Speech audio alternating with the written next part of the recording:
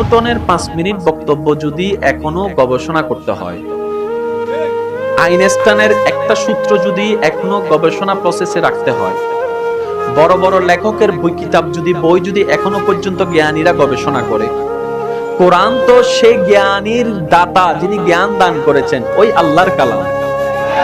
তাহলে এটার গবেষণা কতটুকু হওয়া দরকার, এটার মর্যাদা কেমন হওয়া দরকার। কিন্তু আমাদের কতটুকু হালকা হয়ে গিয়েছে দেখেন, বাস কোরআনটা পড়লাম, আয়াতটা করলাম, অর্থটা করলাম, বাস বুঝে ফেলছি। এত তো সহজ নয়, কথা বলেন না রে ভাই।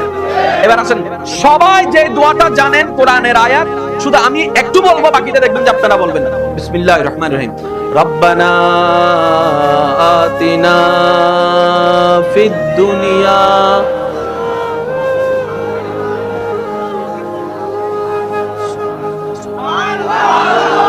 আমার মনে হয় আরেকবার হলে একটু সুন্দর হবে, সবাই মিলে রব্বানা আতিনা ফিদ দুনিয়া।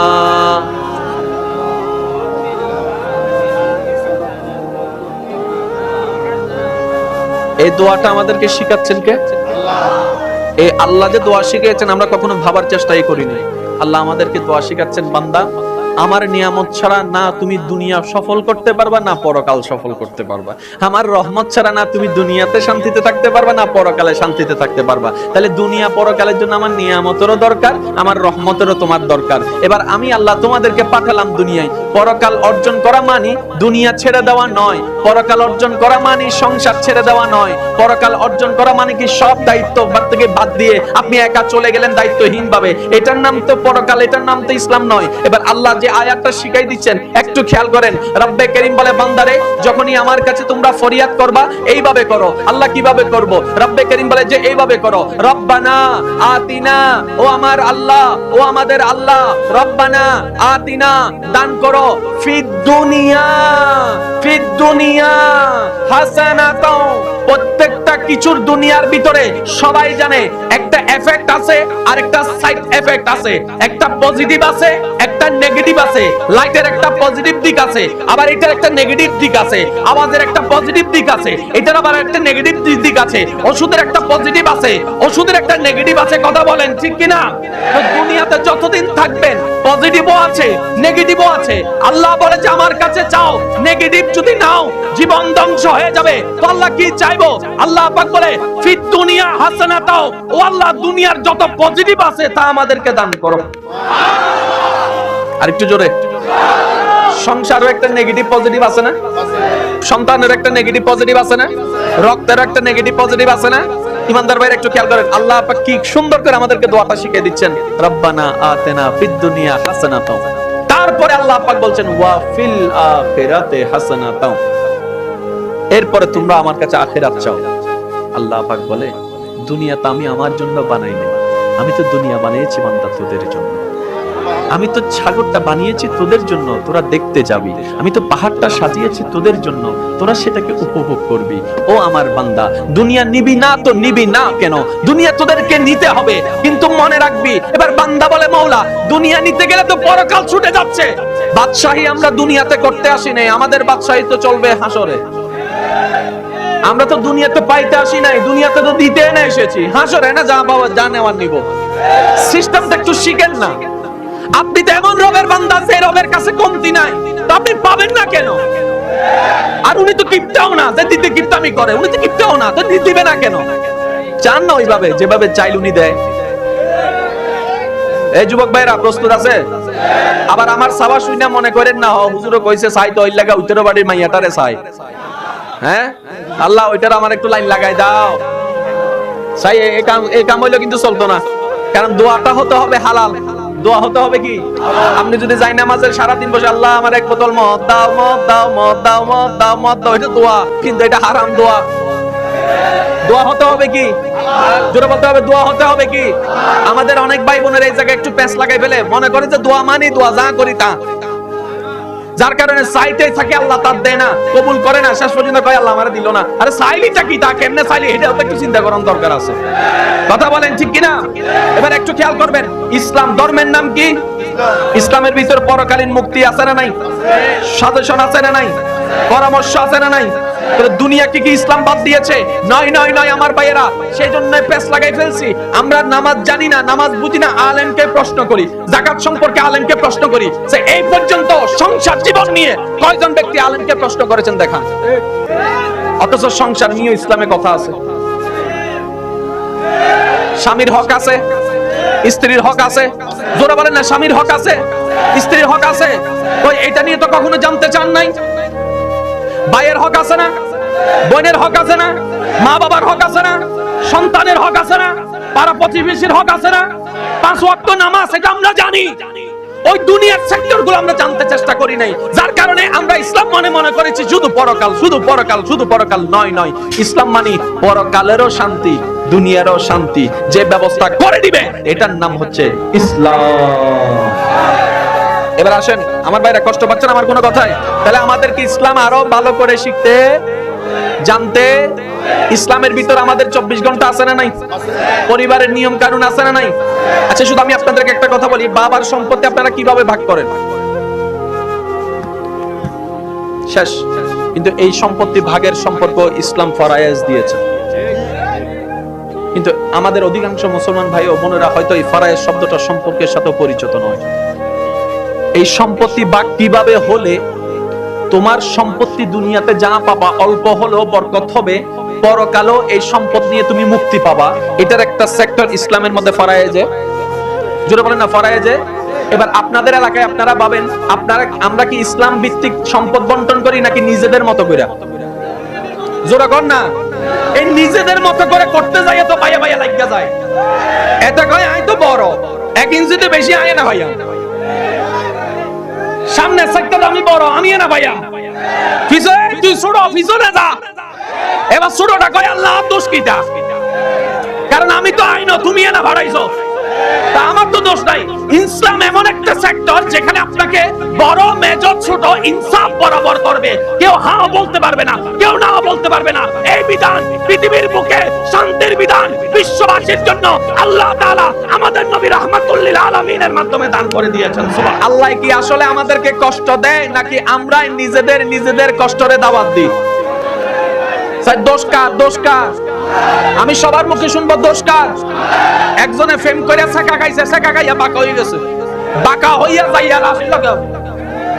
যখন চুইলা গেছে, জান যাবার টাইম হইছে, মনে মনে কয় আল্লাহ তুমি আমার লাগে এমন কিতা করলা? আল্লাহ কয় কি করছি? কয় তুমি আমারে ছেকা দিলা, ছেকা খাওয়ানোর গায়ে বেঁকা হইছি, বেঁকা খাওয়ানোর পর আমি ঝুলতাছি, যে কষ্ট পাইতেছি সব তো তুমি করলা। আল্লাহ পাক বলে যে আমি কি করি বান্দা সেটাই তো তোরা বুঝছ না, তুই তো কষ্টের মধ্যে যাস, এটা আমি আল্লাহ চাই না। আমি কি আমার নবীকে দিয়ে বারণ করি নাই বিবাহের আগে প্রেম হারাম? আমি কি বারণ করি নাই? তুই বারণ করা জায়গায় গেছিস কেন? তুই আমাকে কষ্ট দিয়েছিস নয়, তুই নিজে কষ্ট দিয়েছিস। মনে রাখবেন, আল্লাহ কাউকে কষ্ট দেয় না, আমরা নিজেদেরকে নিজেরাই কষ্ট দিই। আপনারা যে ভাই ভাই লাগিয়ে আছেন আজকে 10 বছর, এখানে আল্লাহ কিটা করছে? আপনারা যে দুই ভাইয়ের চেহারা দেখতেছেন, আমার কথায় হয়তো অনেকে বলবে যে আমার গায়ে হুজুর আমাকে বলছে, আমি আপনাকে বলছি না। আমি আপনাকে বলার মাধ্যমে আমার নফসকে শোনাচ্ছি যে যেন আমি ভবিষ্যতে এই কাজটা না করি। মনে রাখবেন, আপনি যে ভাইকে চেহারা দেখতেছেন না, এমন অনেক পর্যন্ত ঘটনা আছে, হয়তো আপনাদের এলাকায় ঘটছে কিনা জানি না, এক ভাইয়ের জানাজায় আরেক ভাই পর্যন্ত যাচ্ছে না। কিরে যাও না, কই যে না, তে আমার লাগে মামলা দিছে, আমি তার জানাজায় যেতাম না। স্বামী কই ভাই মইরা গেছে, একটু তো বুঝ, মইরা গেছে, আল্লাহর মেহমান হয়েছে, আল্লাহর মেহমান হয়েছে। এখন তোর ভাই চিন্তা করিস না, তোর রবের বান্দা হিসেবে একবার চিন্তা করে যাক, কারণ আজকে যে জানাজার খাটিয়ায় শুয়ে আছে, কালকে তো তুই শুয়ে থাকবি, তখন কি হবে? এই চিন্তা করেন না রে ভাই, এই চিন্তা করেন না। বিশ্বাস করেন, আমি কিভাবে বুঝাই আপনাদেরকে, আল্লাহ তাআলা যেখানে আমাদের সাথী, নবী রাহমাতুল লিল আলামিন যেখানে আমাদের নবী, সেখানে তো আমাদের কষ্ট পাওয়ার কোনো প্রশ্নই আসে না।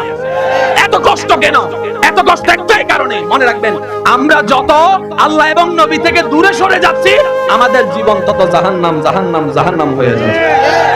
আজকে এখানে আসার আগে একটা নিউজ দেখলাম আমি, 50 লক্ষ টাকা বাবার লাশ গাড়িতে 50 লক্ষ টাকা নিয়ে দুই ভাইয়ে মারামারি লেগে গেছে।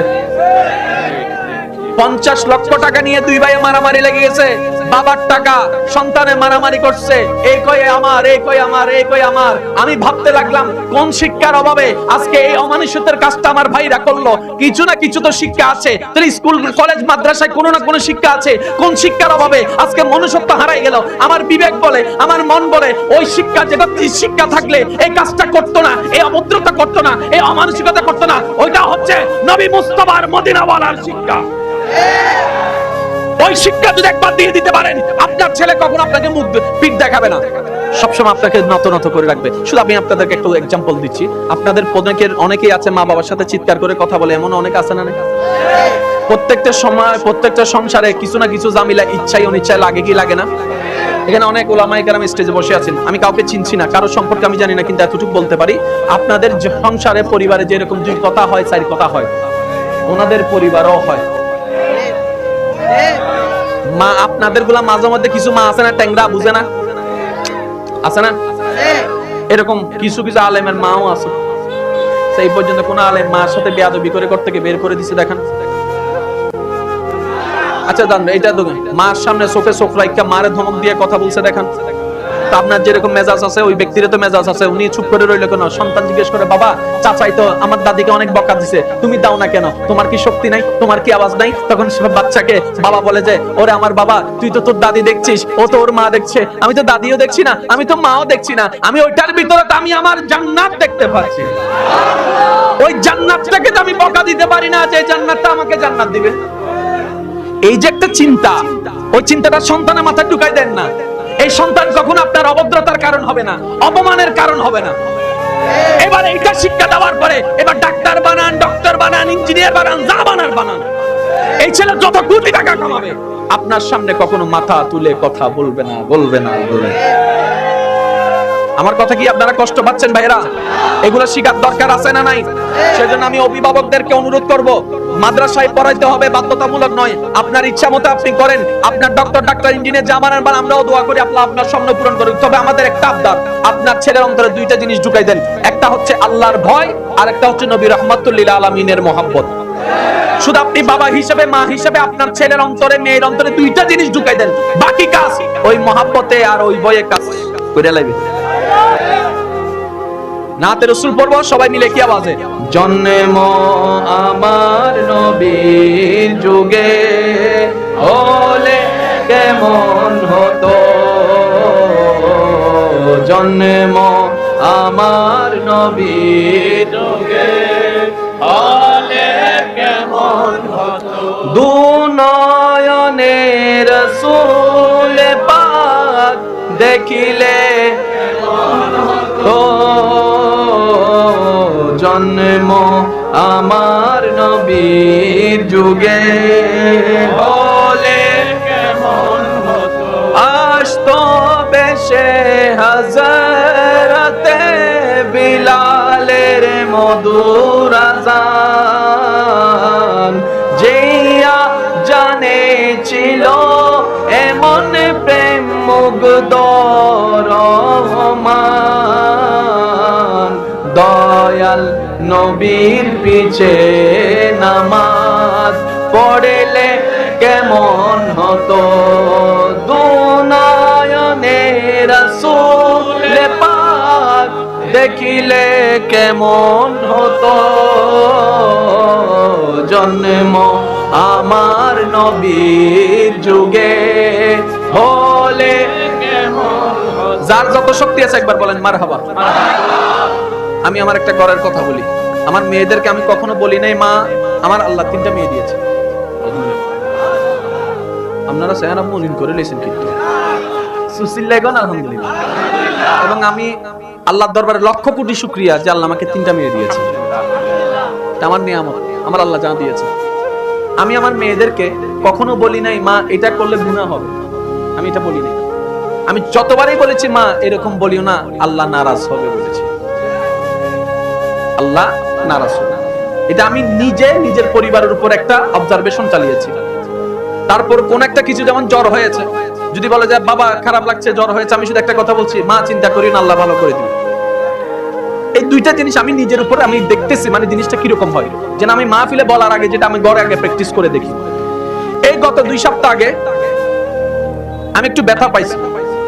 তা আমার মেজো মেয়ে আমি দেখলাম, ও আমাকে দেখাই, তো আমি ওটা দেখাইতেছি, আম্মু দেখো আমি ব্যথা পাইছি। সে আমাকে কি করছে জানেন? প্রথম কথা বলে, বাবা আল্লাহ ভালো করে দিবে। বুঝে বলুক আর না বুঝে বলুক, বলছে তো 30 বছর পরে যাই এটার শিক্ষাটা কাজে লাগবে কি লাগবে না? আরো জোরে বলেন, লাগবে কি লাগবে না? যেমনে হোক আল্লাহর নাম আসছে কি আসে নাই? আর আমাদের আল্লাহ এত দয়াবান, এমনও পর্যন্ত হাদিসে পাকে রেকর্ড আছে, একজন শুধু অবচেতন ময়নে আল্লাহকে একবার আল্লাহ বলে ডেকেছেন, সামাদ বলে ডেকেছেন, আল্লাহ তার দোয়া ফরিয়াদ কবুল করে নিয়েছেন। আমি নিজে প্র্যাকটিক্যাল, এটা আমি আমার ঘরের বাহাদুরি দেখাচ্ছি না, আমি শুধু আপনাদেরকে বলতেছি আপনারা এই জিনিসটাকে নিজের মতো করে সাজান। দুইটা জিনিস শিখান। এক নাম্বার, আল্লাহ নারাজ হবে, আল্লাহ নারাজ হবে। মা এটা করিও না, এভাবে বলিও না, এভাবে করিও না, এভাবে চলিও না, আল্লাহ নারাজ হবে। গুনার ভয় হলে জাহান্নামের ভয় ঢুকবে, আল্লাহর কথা ঢুকলে আল্লাহর ভয় ঢুকবে। আর আমাদের জাহান্নামের ভয়ের চাইতে বেশি দরকার আল্লাহর ভয়। কারণ ইত্তাকুল্লাহ ইত্তাকুল্লাহ ইত্তাকুল্লাহ ইত্তাকুল্লাহ কোরআনে বারবার এসেছে। ওই ছোটবেলা থেকে আমরা যদি আল্লাহর ভয়টা ঢুকাই দিতে পারতাম। এখন বেশিরভাগ মানুষ, এখন আপনারা নিজেরাই প্রমাণ পাবেন, গুনাহ জানার পর অনেক কাজ আমরা করি কি করি না? এই গুনাহ করলে জাহান্নামে জ্বলবো, সেটা জানার পর করি কি করি না? তার বাস্তব প্রমাণ হচ্ছে নামাজ।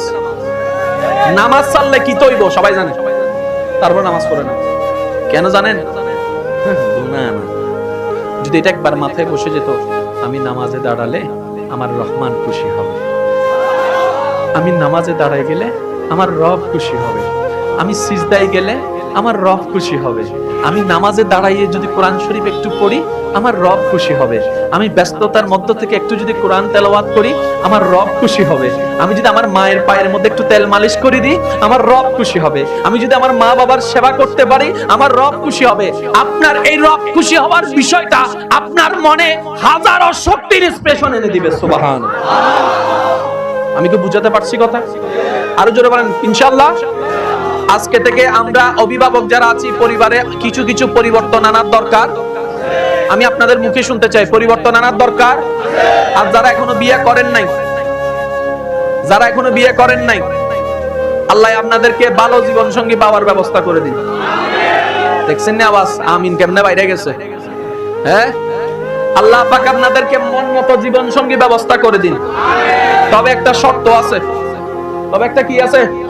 শর্তটা হচ্ছে পছন্দ আপনি করতে পারতেন না। একজনে ফেম করছে মাস্টা, কয়টা? আমি কই কোনটারে বিয়ে করবি? কয় একটারেও না। তো ফেম যে করলি, কয় life is enjoy, part time job করছি। তো বিয়ে করবি কারে? কয় বিয়ে করবো এটারে নি যে আই লাভ ইউ কইলে ফইটে যায়, যারে লগে ঘুরলে সে রাজি হইয়া যায়, এই মাইয়া আমি বিয়ে করতাম না। তো কেমন মাইয়া বিয়ে করবি? কয় আমি ফেরেশ কইরাম। তো ফেরেশ কেমনে করবি? কয় 100টা বাছাই করে একটা কইরাম।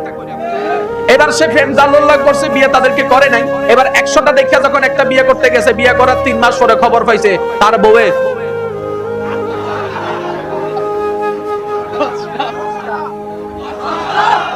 দেখই মাই ওয়াইফ, বউয়ে কয় নিশ্চয় তুমিও করছো, নইলে আমারে ভাই লাগা। জামাই কয় কেমনে? বলে যে আল্লাহর বিধান হচ্ছে পবিত্রের জন্য পবিত্র সঙ্গী, অপবিত্রের জন্য অপবিত্র সঙ্গী, ভালোর জন্য ভালো সাথী, খারাপের জন্য খারাপ সাথী। নিশ্চয় তুমি খারাপ করছো, এই লাগা খারাপ পাইছো। খাইছে না। আসলে তো আমি ফেন করে তাদেরকে ধোঁকা দিই নাই, মূলত আমি নিজে না ধোঁকা দিছি রে।